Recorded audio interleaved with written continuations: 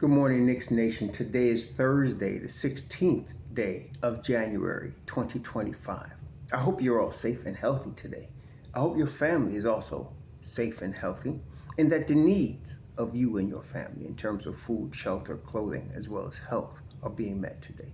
Blessings upon those that work in the healthcare field, those especially in emergency rooms who work with first responders trying their best every day to save lives. Those also that pick up garbage to keep our places clean, and those that make deliveries for our convenience. Double blessings on the men and women out here trying to help rescue, deliver, and recover the teenagers and children that are victims of child molestation and pedophilia. People that are also victims of pornography and child pornography, prostitution and child prostitution, human trafficking and sex slavery. Double curses on the perpetrators, the profiteers, and the perverts that create the demands that drive these evil and heinous industries. Finally, double blessings on the homeless. More than 600,000 men, women, children, families, senior citizens, and veterans homeless in the United States of America, and millions around the world in similar or worse conditions. Blessings upon them, for theirs is the kingdom.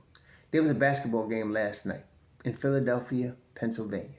The New York Knicks defeated the Philadelphia 76ers in a wire-to-wire win, 125-119. For those of you that don't understand what wire-to-wire means, it means they never were behind in the game. Philadelphia never had the lead. The game was tied several times, but the Knicks either had the tie or had the lead. The biggest lead was 16 points. The thing is, as I watched last night's game, a couple things. First of all, shout out to Precious Achiuwa, who came in and played heavy minutes at the 5. Man, I don't think people appreciate that he's playing out of position at the 5. And yet, he made the biggest play of the game last night with a block on Tyrese Maxey. The first block that was the tying basket by Maxey, pretty much at the end of regulation, was a goaltend. But after that, Maxey is probably one of the fastest players in the league in terms of speed with the ball. Very few players are, you have that John Wall in his prime type speed that, that type of speed can create a fast break on their own and beat most people down the floor. A Clyde Drexler on Houston type situation. And so Maxey has that kind of speed. He's one of those guys that can go from 0 to 60 like a race car. And you cannot stop him from getting to the basket. You can know he's coming, and he'll go right by you. And he did that a lot last night to the Knicks. And you combine that with the ability to finish at a high level.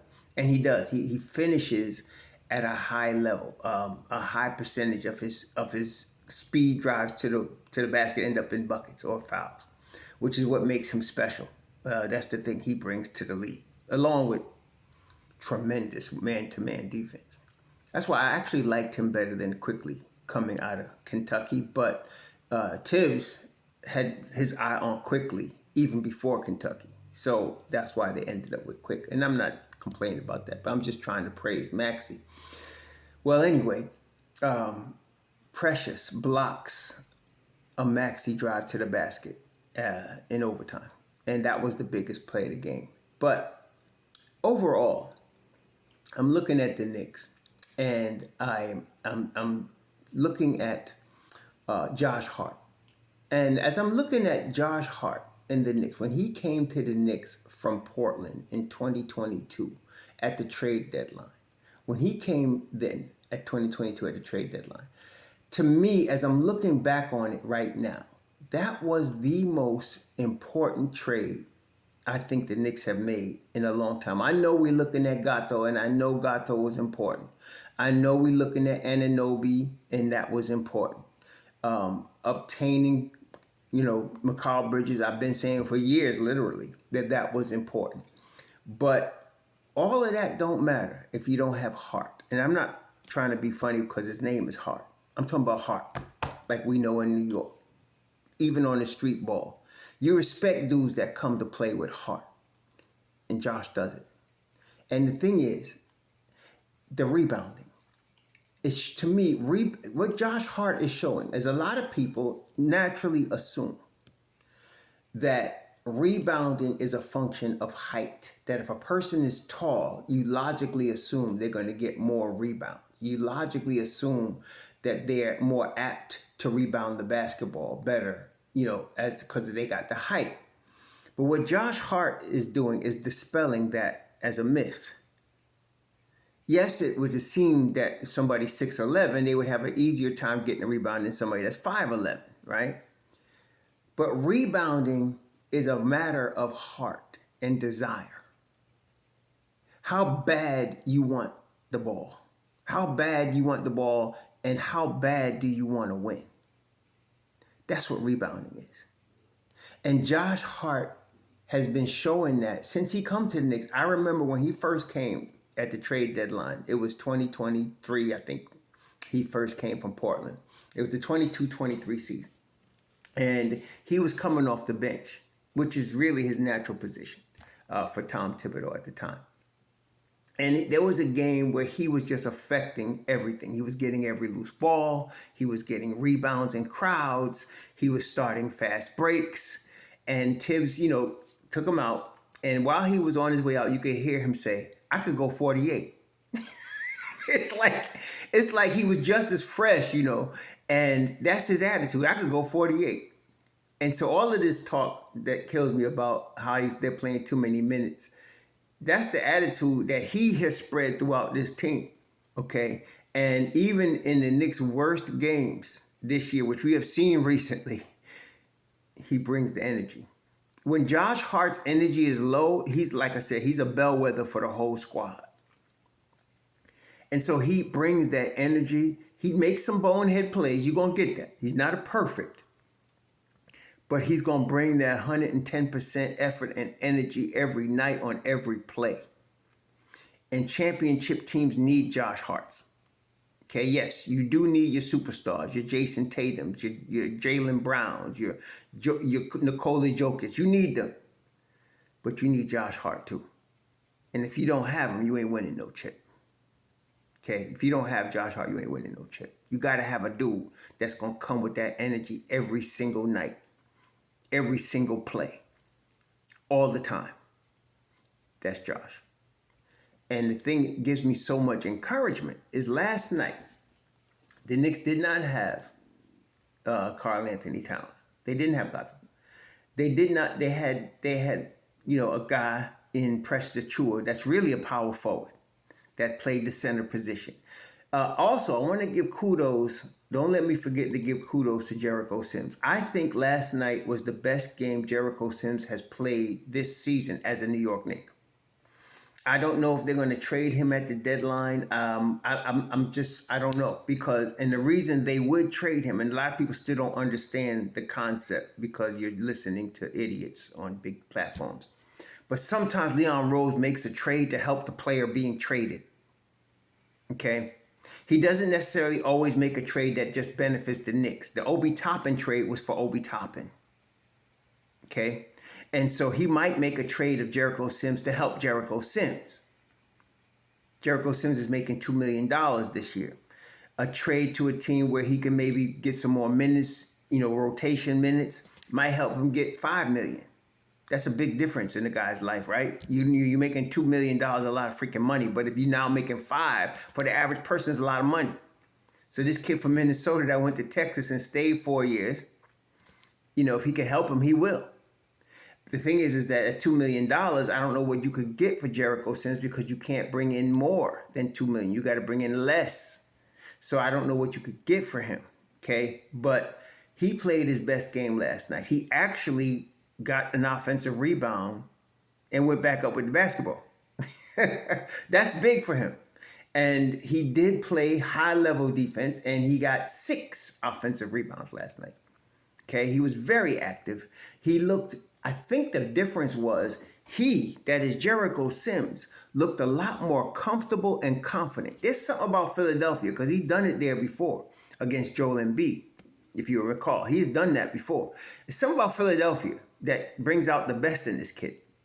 But he played his best game. He played 23 minutes last night, finished with 8 points, 7 boards, put 6 on the offensive end. And that's where the Knicks win the basketball game. Offensive rebounding 15-11 in their favor. Even though they got outscored in the paint by 2. The paint points were about the same. But the heart that they played with, led by Josh and Sims, and then, of course, Precious Achiuwa, 30 minutes last night, 10 points, 6 boards, doesn't tell the story, does it? The defense this cat played, and the block, he had 3 blocks. He's a power forward. He had 3 blocks, okay? Big time, especially on Tyrese Maxey in overtime. Big time block. Tremendous defense. And I was watching his defense, just watching him. Some people say, well, how do you leave somebody open? You're supposed to be able to show double, and get back to your man. Last night, the Knicks were doing that for about 2.5 quarters. And then they did it in overtime. Okay? They started, and I started seeing the same breakdown we've been seeing recently. We talk about being a 48-minute team. For the Knicks, that means defense for 48 minutes. And they started off the game very well last night. The first quarter, 30-21, playing tremendous defense, okay? Doubling, getting back to your man. And when Tibs talks about flying around, that's what he's talking about. You go out to double somebody, you sprint back to a position where somebody could be open. And you got to be aware of where your man, while you're doubling, where your man could be, and you got to sprint back to getting open to that spot to cover. And they were doing it. They were doing it for 2 quarters. Then it started breaking down in the third quarter. And that's when you started seeing Tyrese Maxey, and you started seeing PG-13 get off, okay? And the Knicks were breaking down, and I was a little concerned. I was like, can you guys get it? Can you pick it back up? That's what I was thinking. Can you pick it back up? Can you pick it back up? That's when Josh, and then I saw him take out Deuce, and I was like, okay, I don't like that when you take out Deuce, because now you're going to lose some defensive intensity, and they did. But then he puts Deuce back in the game. By the way, I think we all saw it last night. Deuce got his stroke back, right? You could see the energy from last game. He started feeling, once that hammy got healed, he started feeling, you could see the energy level return. And when the energy level returned, you started seeing Cameron Payne defer to Deuce more. And it made me understand that the times Cameron Payne wasn't deferring to Deuce, it's probably to help Deuce. Because Deuce is defense. And his energy is saved for defense. He will pass up shots to make sure he has energy to play high-level defense. I wish all of them did that. But he does. So last night, though, the stroke came back. He was 4 of 5. He hit 3 3-pointers. He only had 5 shots and had 13 points. He was +5 on the floor, but the defense, especially the steal, biggest steal of the ball game. He cut. I think it was Paul George had the ball, and they were running a break, and here come Deuce. Steal. Big time right there. Big time. Clutch. Okay? What they needed at that point. He had 1 steal, and that was it. And that was the big one. So Deuce he brought Deuce back in the game. The defense picked up a notch. Precious brings the defense. And that's, again, why some of you, and I understand it. I talked about this earlier in the season. I could understand starting Precious next to Josh. But you see, Josh brings the intangibles that Josh Hart brings. You need it in the starting unit, especially if you don't have MitchRob yet. When you have Mitchell Robinson back and you can place Hart and MitchRob in the second unit, and now you have Josh Hart coming off the bench with Deuce, that not only elevates your bench, which it does, it makes the Knicks bench dynamic, but now you can put Precious in the starting unit next to Gato, and you got the rim protection. Between the two of them, you got the rim protection that you need in a Tom Thibodeau defense, and you got the hustle and you got the muscle in the defensive side of the basketball on the starting unit, okay? And of course, last night, Bridges, he scored 23. He hit 5 3-pointers. That was nice. That's really good. You want him doing that, obviously. But it was the defensive side of the ball again, using that 7-foot wingspan to cover ground. That's why you have 7-foot wingspan. That's why it's important in the NBA. It covers ground and space, because today's NBA is different from, let's say, the NBA of 90. Let's say this is 25, 95, 30 years ago. The defense then, you had to have some buff. You had to have some muscle. You couldn't just, it wasn't speed. It was muscle and aggressiveness, physicality, what I'm saying. There was hand checking. There was elbow checking. There was a lot of physicality in the NBA 95. Nowadays, they're still not as physical as they were 30 years ago. So you need more speed, quickness, and length to cover ground. And that's where like a Mitchell Robinson becomes very important. He can cover a lot of ground.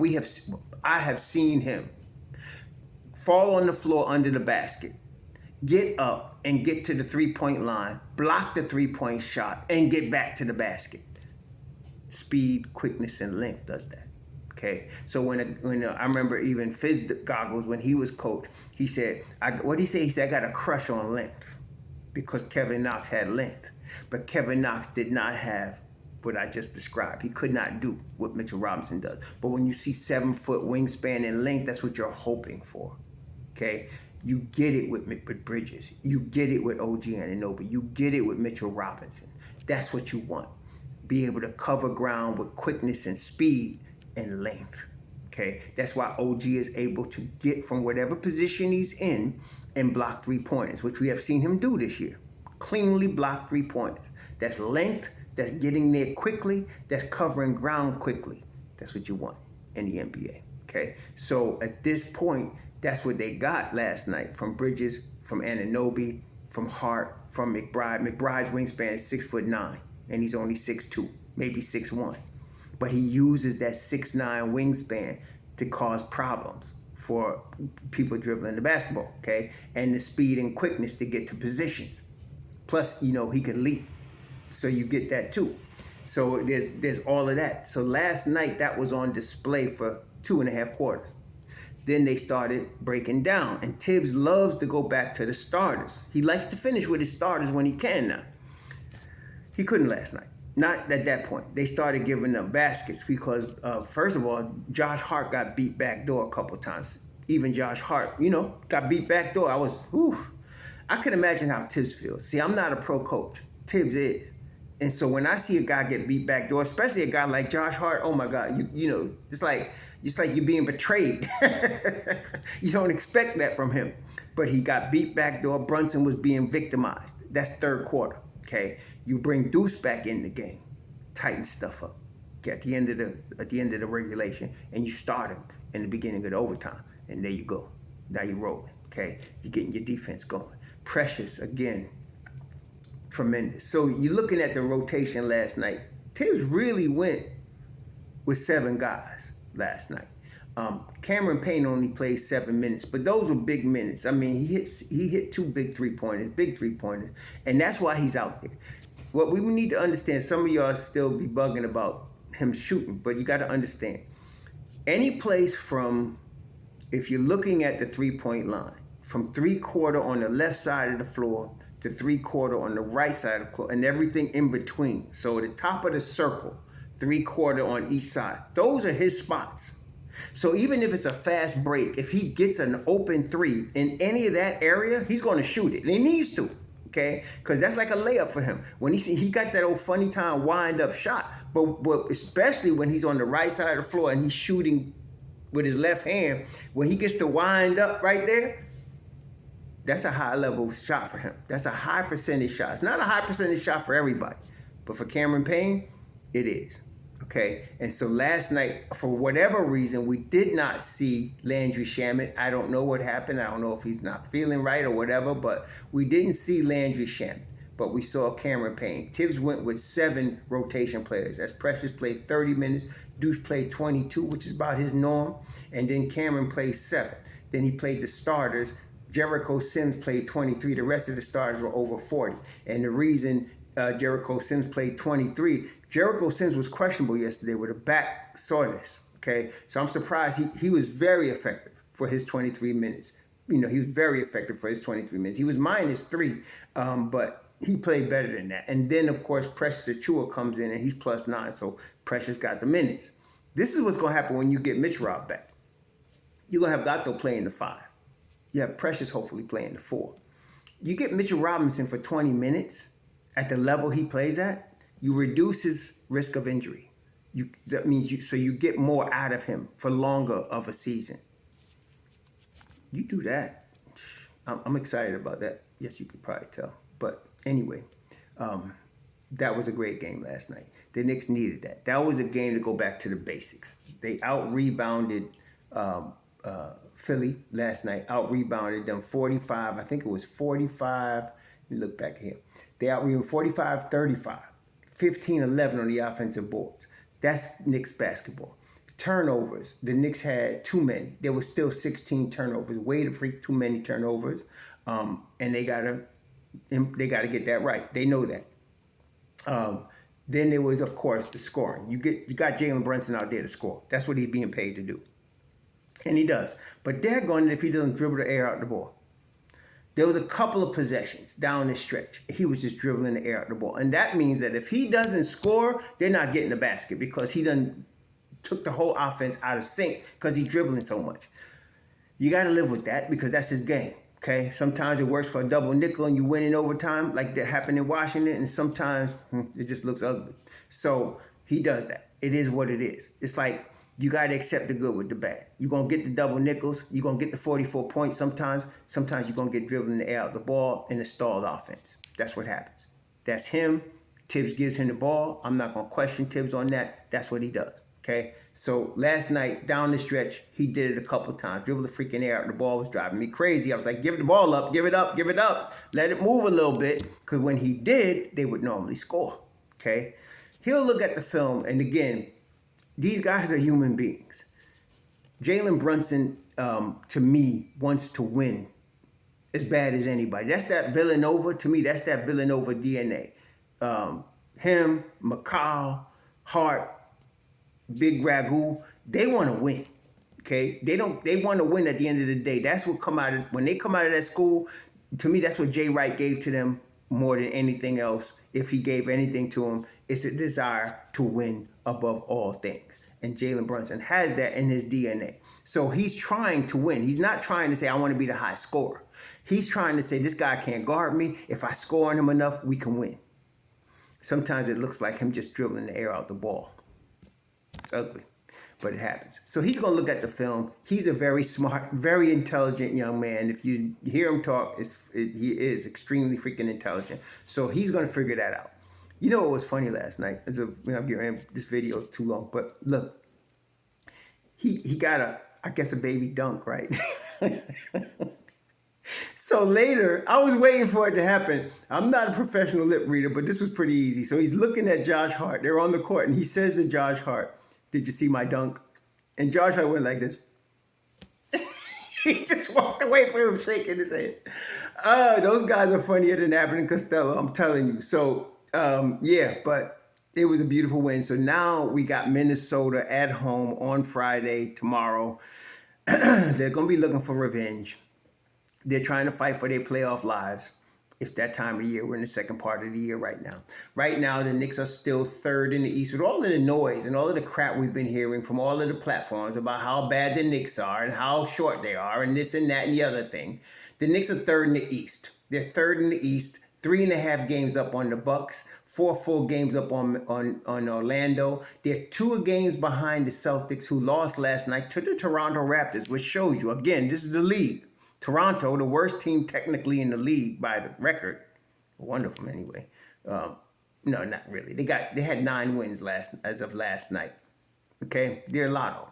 They beat the Boston Celtics last night and beat them handily. They did. They had that game it was almost like a coast to coast win. RJ and them did business last night. So anyway, they beat the Celtics. So now the Knicks are 2 full games behind Boston for the second spot, and we still ain't got Mitchell Robinson back yet. I'm very excited for his return. This is the thing. There's certain players on my channel that get the esteem. And their family when I give them the esteem. MitchRob got the esteem. So when people talk about trading MitchRob, you become my enemies. As far as sports are concerned. It's like you were a Philadelphia 76ers fan. Or it's like you're a Dodgers fan and I'm in Mets land. You understand? We don't get along. MitchRob is fan. MitchRob's my boy. I will not ever talk about trading Mitchell Robinson. And I'm excited for his return. Y'all enjoy your Thursday. So.